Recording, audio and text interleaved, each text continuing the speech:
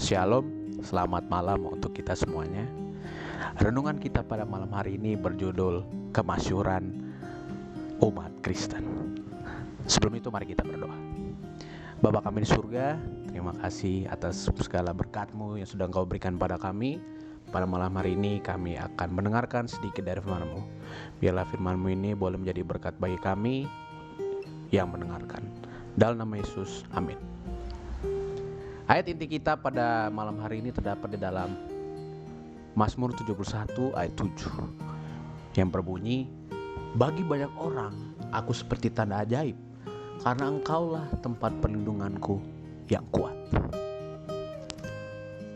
Pernahkah saudara memikirkan bagaimana rasanya menjadi seorang seperti yang termasyhur, seorang seperti Ronald Reagan barangkali, atau seorang seperti Napoleon Bonaparte, atau seperti Johann Sutherland? Saudara tidak akan dapat berbelanja tanpa dikenal orang.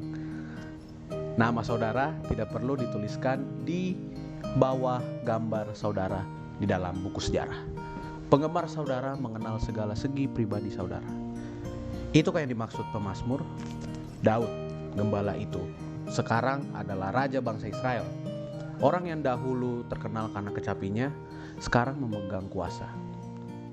Taklukan orang Filistin, berdagang berbagai bangsa, cambuk penyembah berhala. Anak desa kecil itu menjadi seorang yang baik. Begitu sering seorang terkenal menjadi seorang Kristen. Beberapa minggu lalu, saya berbicara dengan seorang yang pernah menjadi anggota legislatif negara selama 15 tahun dan dianggap menjadi seorang calon kuat Perdana Menteri negara bagian tersebut. Ia meninggalkan itu demi Tuhannya. Daud tidak dapat menghindarkan yang demikian. Atas nama Tuhan Allah, ia telah dilantik oleh Samuel. Sebagian orang yang mengingatkannya sebagai gembala, sebagian sebagai ahli musik yang tangguh, sebagian sebagai anak Isai. Tetapi sekarang seorang raja, lebih dari seorang raja. Bangsa Israel masih menganggap dirinya sebagai satu bangsa yang diperintah Allah, teokrasi. Banyak dari curahan hati pemazmur adalah karena ketegaan hidup yang timbul karena sifat manusiawi, tetapi pada waktu yang sama memerintah bangsa itu seolah-olah Allah sendiri yang bersemayam di atas tahta Israel. Jadi, sementara rakyatnya menghitung-hitung talenta-talentanya, keterampilan-keterampilannya, membanggakan kemenangan-kemenangannya, Daud memikirkan hal-hal yang lain. Bagaimanakah ia berpikir seperti Allah? Bertindak seperti Allah? Mustahil. Padahal Allah telah melantiknya dan menetapkannya kerajaan itu kepadanya dan kepada anak cucunya.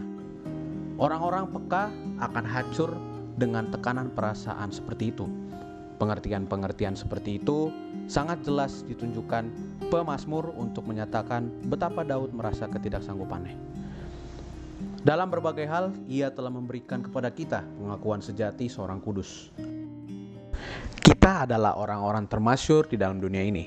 Sahabat-sahabat, lingkungan keluarga, teman sesekolah mengenal kita, membaca hidup kita, mengetahui pribadi kita. Kita adalah suatu keheranan bagi mereka. Rasanya mustahil bagi kita memenuhi yang diharapkan dari seorang Kristen, karena rasanya terlalu sulit untuk hidup seperti Kristus, kecuali saudara hidup seperti Daud yang membuat Allah itu jadi pelindungnya yang kuat.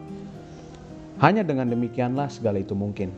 Bahkan pernyataan Allah atas diri Daud boleh juga dinyatakan atas diri kita, yaitu Allah menyatakan dia seorang yang sempurna, orang yang berkenan dalam hati Allah.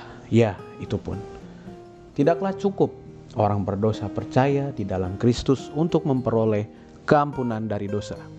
Ia harus oleh iman dan penurutan tinggal di dalam Dia. Dikutip dari Sejarah Para Nabi jilid 2 halaman 112. Kita berdoa. Bapa kami di surga, terima kasih atas kesempatan yang sudah Engkau berikan kepada kami.